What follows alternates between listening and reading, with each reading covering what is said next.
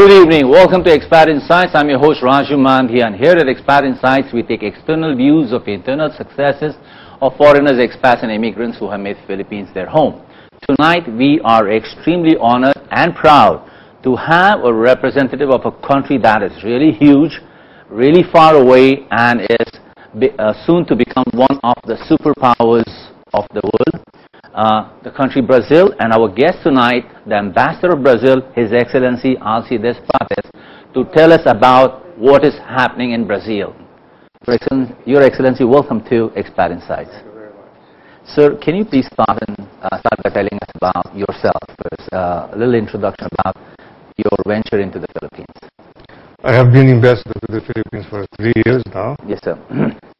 Enjoying myself immensely. Yes, sir. I'm a career diplomat. I have been ambassador before in Vietnam, immediately before coming here. I served in several countries. I am from the south of Brazil, from Rio Grande do Sul. What's the name of that part? Rio Grande Do do Sul, yeah. I would tell a lot more, but basically that's it. Right, sir. What do you like about this country? What do you like about Philippines? When you came into the Philippines, your first impression? It's very easy to like the Philippines. Yes, sir. No, it's proverbial. I had been here before a long time ago. I started my career in Hong Kong in the late 70s. Right, sir. So I had come here for a short visit as a tourist. You were not a diplomat that time? I was already. And I had a very good impression of the same things that people mention about. People smile, people are gentle, they communicate, they speak English. And the Philippines has not, thank God, has not changed as far as that is concerned. Well, the nature hasn't changed, but the external circumstances have changed a bit. Oh, yes, a lot, yes. But this is what is easy to like about the Philippines. People are open. I have had a mission from Brazil for this conference on franchising, and they were repeating to me this week how impressed they are that people are so joyful. Yesterday? This week, yeah. The one that's running at SMX, there's a Brazilian... it started, it lasted the whole week. I was there yesterday, so there's a Brazilian delegation there? Yes. And there are Brazilian franchises coming into the Philippines? They are exploring this. They had several meetings with potential partners, with the PCCI also. Oh, fantastic. I didn't get to see any Brazilian representation there. Maybe I missed it. The head of our national association was here with 3 other people. Oh, fantastic. Sir, now before we go into the business matters details, give us a little historical background of what Brazil is all about, the culture, the geography, a profile of Brazil, if you don't mind. Brazil is the 5th largest country in the world in terms of territory, and has the 5th largest population in the world. 5th largest population in the world, yes. So following China, India, United States, and Indonesia. Okay, lower than Indonesia. Yeah, a little lower, but that is already a lot. To say about Brazil. We speak Portuguese. Yes, sir. Brazil, our history is related to the Philippines history because we were both colonized. Correct. By Portuguese and Spanish. The world that was once divided. Between and there was an exchange by the Madrid Treaty of 1750. Yeah. The Treaty of Madrid made this. The southern part of Brazil was exchanged for the Philippines. The southern part of Brazil, so your hometown was. Yeah, that's right. Bartered. Because of the Tordesilhas line. Right, the eastern part, which is a smaller part of what today is Brazil. Let me just show this map of Brazil to my viewers because they might not know what we're talking about. So that is Brazil. If you take a closer look, it's all of South America. There we go. Here we go. And if you look at it, this is where the ambassador comes from, there, down there, the pink state. So all of South America is Brazil. It's huge. You can put in... Half of South You can put in about 20 Philippines inside there. 27. 27 Philippines, so 27 times 7,000 islands. That's how huge it is. So if you want to jog around Brazil, boy, you lose a lot of weight. But so we speak Portuguese. Yes, we are 200 million people, almost 200 million, who speak the same language. Nowadays, Brazilians come from everywhere, from Europe, from Africa, from Japan. and they, it's a melting pot. Melting pot in South America. But the language is the one binding element.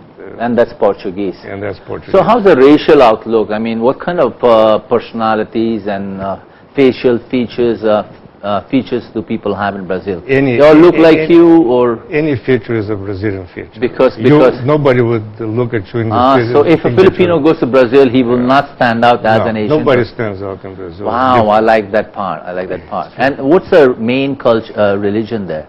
Faith? Well, it's a Catholic country traditionally. Yeah. But it's open. There are many other religions, most Christian religions.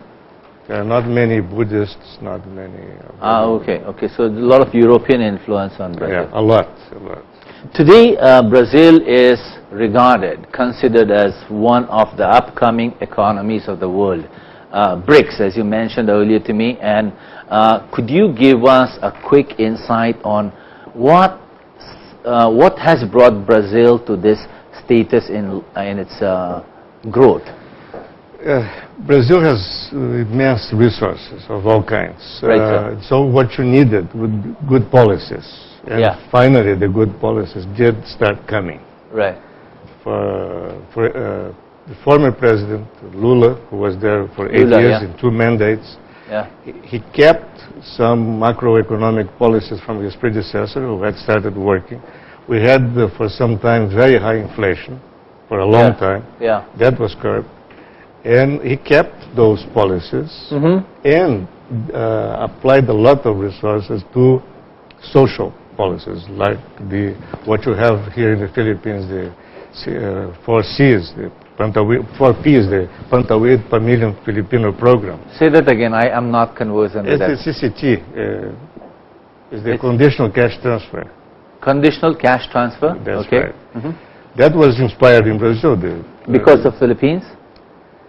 The Philippine government inspired itself in the Brazilian program called Bolsa Familia, which is transferring cash to the poor people on the condition that children are kept in school, that they are vaccinated, that their mothers go to hospitals, etc. This was a social initiative or a government? That was a government policy from President Lula. Right. So and that worked tremendously well. So it was equalizing of wealth? Brazil traditionally is a very unequal country, has been a very unequal country socially. Many rich people, some rich people, many poor people, the gap between the rich, What has happened in the last few years is that the middle class has expanded enormously. Right. So a lot of people have been brought from the poverty line, above the poverty line, millions of people. Right, sir. The programs have benefited about 50 million people. Right. That, you can imagine, has an immense influence on the economy, because you have more consumers, the life is easier, less violence. So resources and good policies. They are being shared well. Yeah. All right, sir. We'll take a little break, and then we'll come back and ask you about other opportunities in business in terms of investment, in terms of trade for the Philippines. So we'll just take a break and come back. Stay watching. This is Expat in Science, and we are talking to His Ambassador, His Excellency Ambassador Alcides G.R.Prates of Brazil, and we are talking about why and how Brazil is booming nowadays. So stay with us.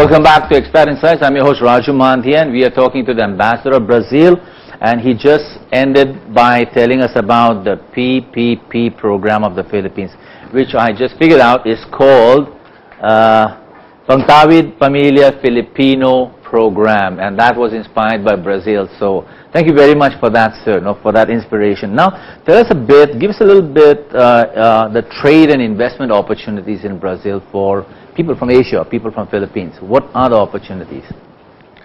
There are many opportunities. One clear fact about what has been happening is that Brazil's exports about 10 years ago Yes, sir. went, for example, 25% to the United States. And what were these products? Many. And then into Asia, less than 10%. Right. Now, last year, Yeah. Brazil's exports to Asia Right. were 30%. And to the United States... From the gross exports, 30% Brazil. came to Asia. Yeah. Yeah. A lot of it goes to China, but a lot of it has started coming to Philippines, Singapore, Indonesia, Other Asian countries, yeah. ASEAN countries, and of course India and others. So it has increased tremendously. So you see that the evolution is that Asia has become relatively much more important than it was a few years ago, and it still is. A lot of the exports are commodities, and that is a problem for Brazil. Brazil has been tremendously successful in exporting commodities: iron ore, soy, meat. Meat is already an industrialized product, but most of it is commodities. But the potential is there for increasing. The Philippines exports to Brazil electronic products.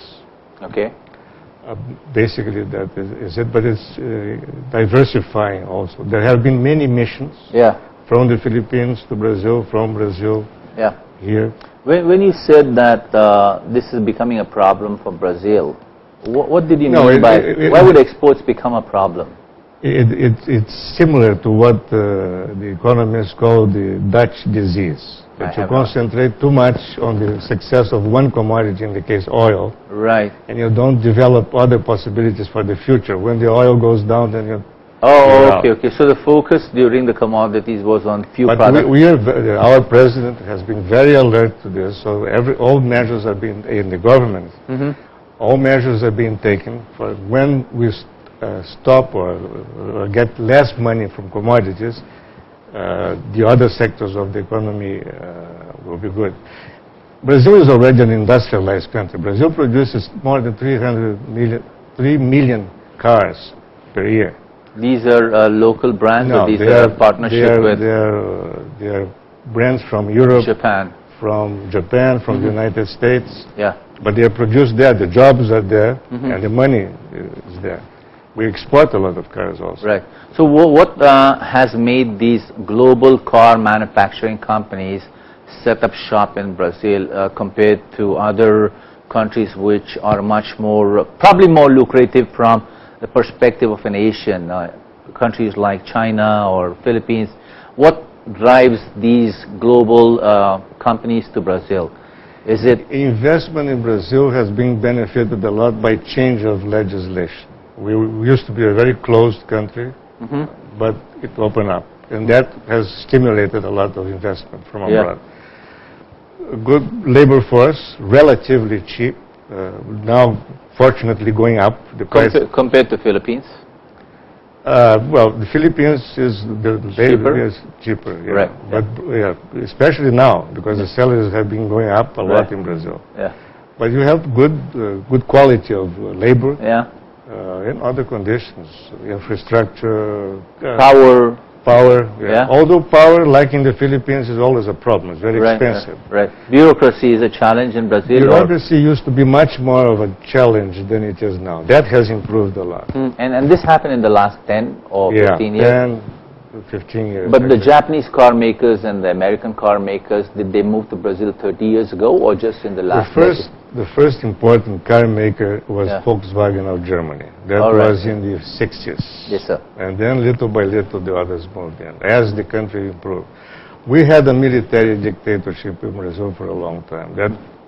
That was, in a way, the economic conditions were okay, but this social and political situation was very bad. Very stagnating. That a lot of damage to Brazil. Since the democratization, conditions have improved tremendously, and that's one factor. Stable institutions, a stable democracy, no war with the neighbors. You're okay. So that there are many factors, but some of crime, other business risk factors in terms of stability of banks and the financial sector. The financial sector is very stable. It's one of the most stable in the world. The fact that the budget has been kept well, we have had surpluses, stable financial conditions. There has been a crime rate in Brazil that was very high. Especially in some places, but not necessarily in the places where the investment are put up. It has improved tremendously as a result of the policies I mentioned to you about. The fact that many poor families came out of poverty. That has a very positive impact on crime rate. Today, Asia, because of the ASEAN, is consolidating and gathering strength together and becoming a group that can, a force that can be reckoned with.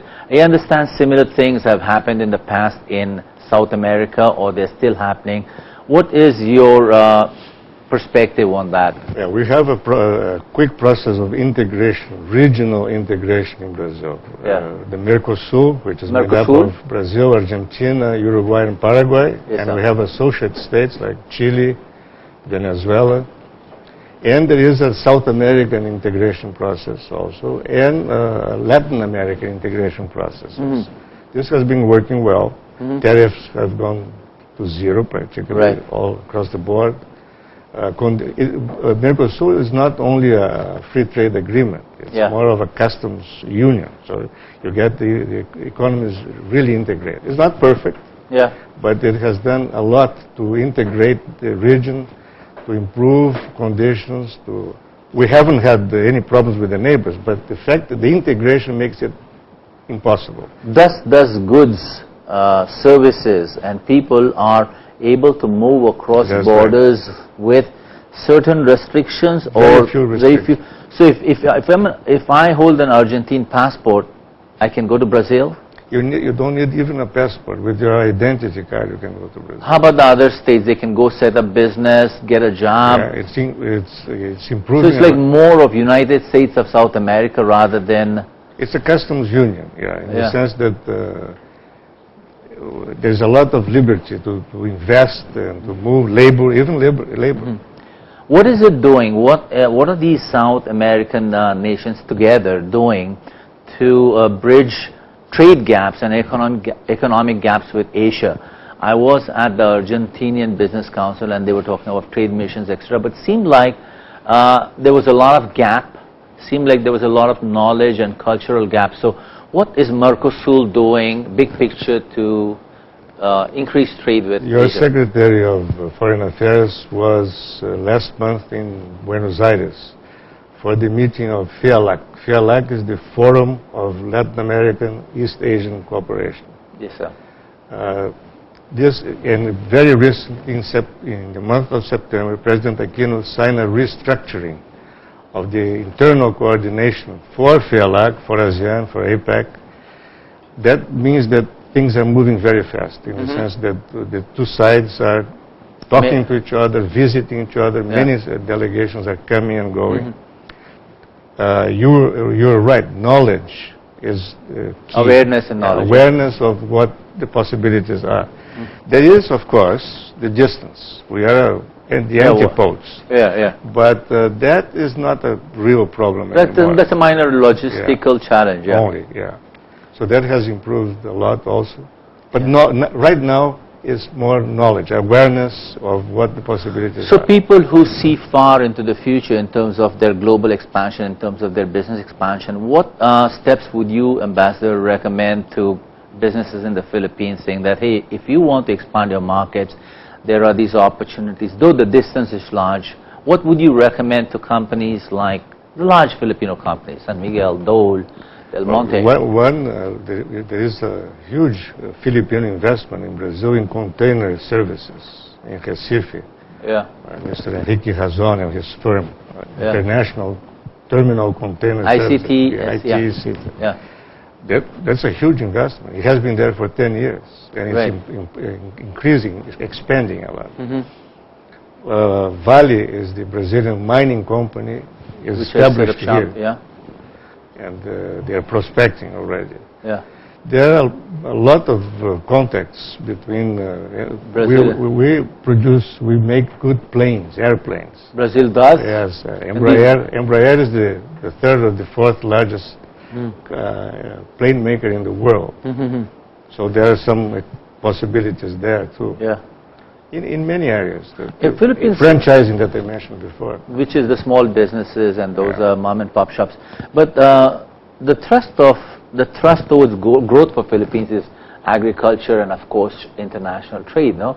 So what products or services of Philippines are a viable thing for Brazil or other Mercosur partners? As far as agriculture is concerned, our cooperation is more in the sense of teaching each other how to do better things than trade, because you are an agricultural product, you produce a lot, we produce the same things, rice.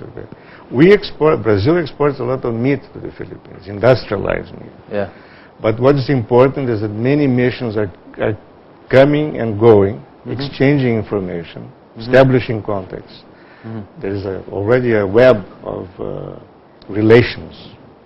How about setting up businesses there? A brand new business, if Filipinos want to set up business and go and work in Brazil, what are the opportunities? Brazil is a very open country and welcoming. It's easy as 1, 2, 3 to set up a business. We receive about $40 billion of investments every year. Wow. And Brazil right now invests even more than that in other countries. Wow, that's why it's BRICS. That's why it's one of the emerging countries. So coming and going, that's what is healthy as far as business is concerned. In the sector of IT, information technology and business processing outsourcing, Brazil seems to be one of the upcoming players after India and Philippines, no? Sure. So what are the leading factors for them to be one of the bigger players in IT and BPO? What creates that? As you said, it's coming. It's not so much. It's not reached there, The Philippines has made huge steps forward because of the fact that so many people speak good English here. That's not the case in Brazil. We have to train people for that. And because the business in Brazil is so diversified that you need information technology. We're concentrating on that. It's part of what I told you before, the policy of avoiding the Dutch disease. The Dutch disease focusing too long on... Brazil has been hiring brains. Yeah. There used to be a brain drain in Brazil. Brazilian brains would now you're draining Now it we're draining it back. Yeah. Openly, of course, in the sense that we offer opportunity for people. That's the name of the game. That has been improving a lot. The Brazilian economy is larger than all the ASEAN economies put together. Wow. Wow. So the 10 ASEAN partners plus? No, only the 10 ASEAN partners. Which is less than the 2 trillion, 300 billion that is Brazil's economy. Brazilian economy is the 8th in the world now. It's a great place to go. It is. It's really a great place to go. People think of America, U.S., That's why they are called the emerging economies. Fantastic. The crises have not affected that much Brazil. The last year's financial crisis. The 2008 crisis. Yeah. We were able to. How about currently? What is the current stock market situation in Brazil? It has been suffering like all other stock markets in the world. Yeah, because it's all linked. Yeah. Sir, last week, the President of Brazil and the President of Philippines were in Washington with President Obama. Could you give us an insight on what occurred there and what are the prospects of those discussions that happened last week? It's a brand new initiative.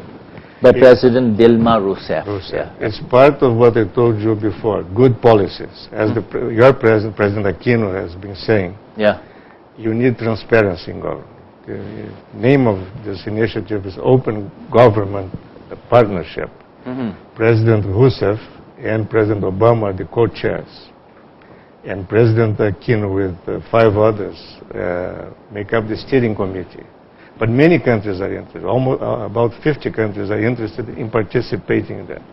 The idea is anti-corruption, anti-bureaucracy, to open to transparency in government, to make things easier, to make business easier. Therefore, creating their structures and systems within the government at par with each other, thus matching the trade agreements that are happening. It's promoting what is good policy and avoiding the problems like corruption. Tell us a bit about your president, the lady president. She seems to have a good reputation, and she needs to be an action-oriented person. A little background. Yeah, she is. She had never run for office before. Right. It was her first political campaign. She has a strong personality. She's very knowledgeable in managing government. And she's quite young. She is in her early 60s. She has been for a long time with government. And she has been a political activist since very young. During the military dictatorship I mentioned to you, she was in prison for some time. She's very open. She has this heritage of President Lula. She's from the same political party. Oh, she's from the same clan. Same political party. It's a different government. She has different priorities than President Lula did. But she's doing very well. She's very well respected. She's very strong. She has been facing the problems, some political problems you can imagine in a democracy. We have 130 million voters in Brazil. Wow. That's a lot. How is the demographic setup? What is the age? How does the age? Brazil is a young country like it's a young country like Philippines and India. Sir, we'd like to now take this discussion to Brazil in the Philippines. You know, what is happening with Brazil in the Philippines, the Brazilian presence in the Philippines. So we'll be coming to a break, but maybe you can just introduce, give us a picture of the size and the presence of Brazil in the Philippines, besides Vale. So would you like to tell us what we're doing? People or business? I don't know if they're any different from each other, but maybe business first, okay. Well, there are many companies. Vale is the only company that I know of. But there are some. Havaianas, for example, is a brand that you very. We stole from Brazil. Or we bought. We bought. I'm just kidding. No, they are very good relations. That's a question I want to ask you. Why is the Havaiana so expensive? What's with it? Well, I'll talk to the people there. To the people who want it. They'll give you a discount, maybe. Okay. So let's take that break, then we'll come back and talk to you about some lighter stuff about Brazilian culture and Brazilian beauty, sir. So we'll come back to you. Stay with us. We're talking to the ambassador of Brazil, and we are talking about booming Brazil. I'm your host, Raju Mandhyan. We'll just come back.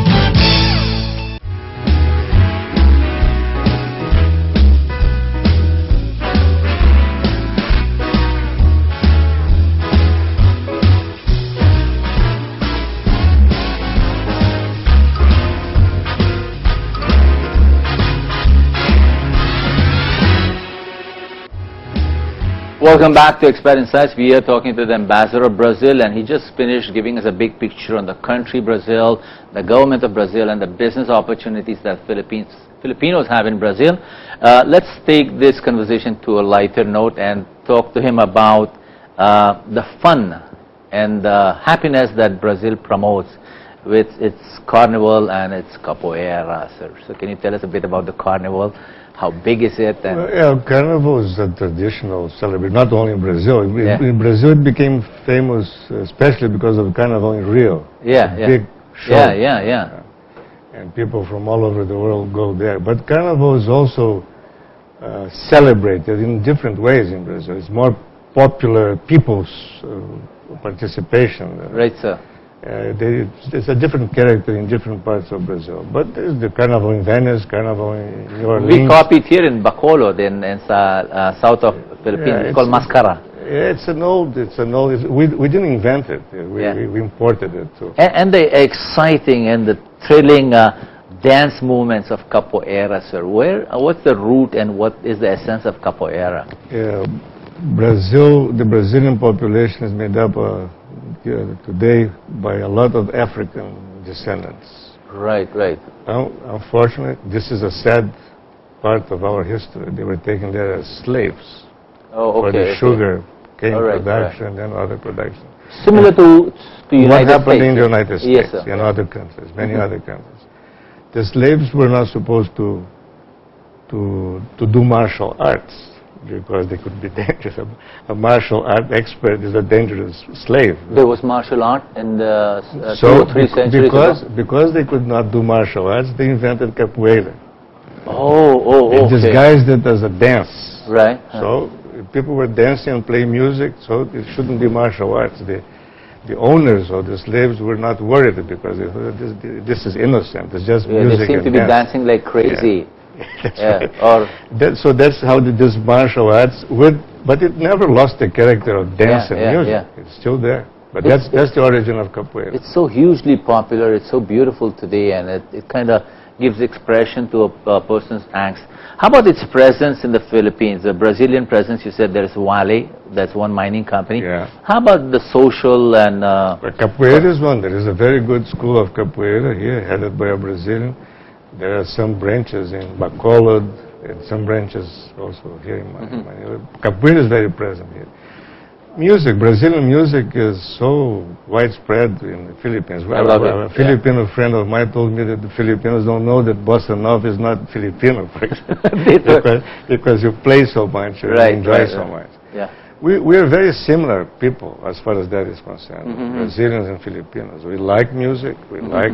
You dance more than we do, but we play a lot of music. It's a different thing. And it's very easy to communicate. There's a lot of presence of Brazilian models here in the Philippines, and of course this is because they look good. But and I believe that the fact that they're successful everywhere. Yes, sir. But some of the best models here are of mixed Japanese origin. Oh, okay. So they have an Asian look that attracts the companies. Right. They are very successful, very good people, by the way. You know law-abiding people.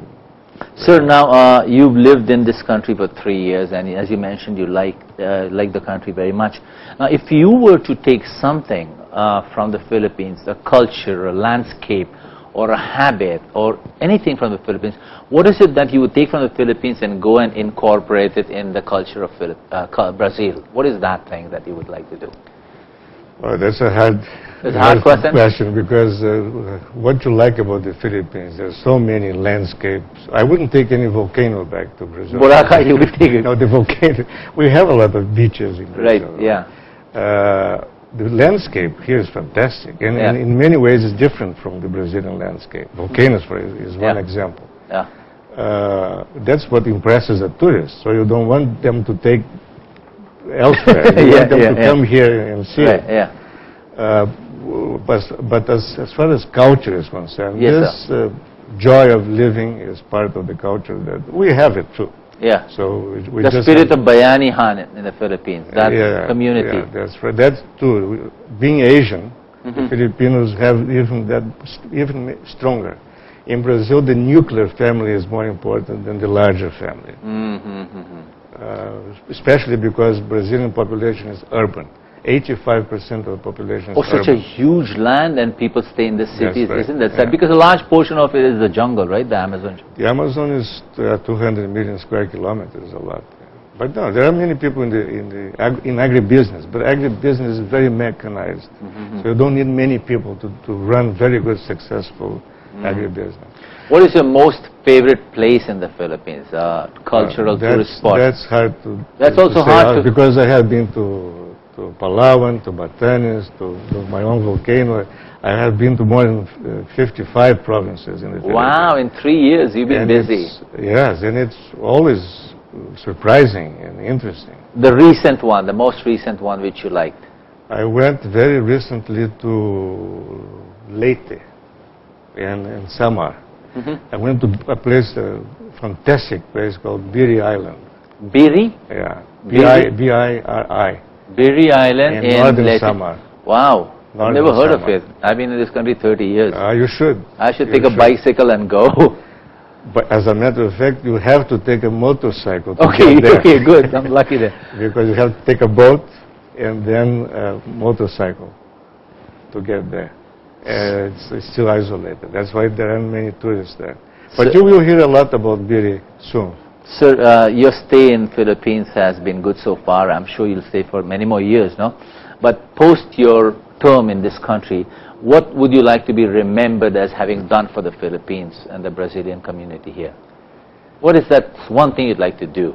The relations have, not because of my own activity, but I have tried to help.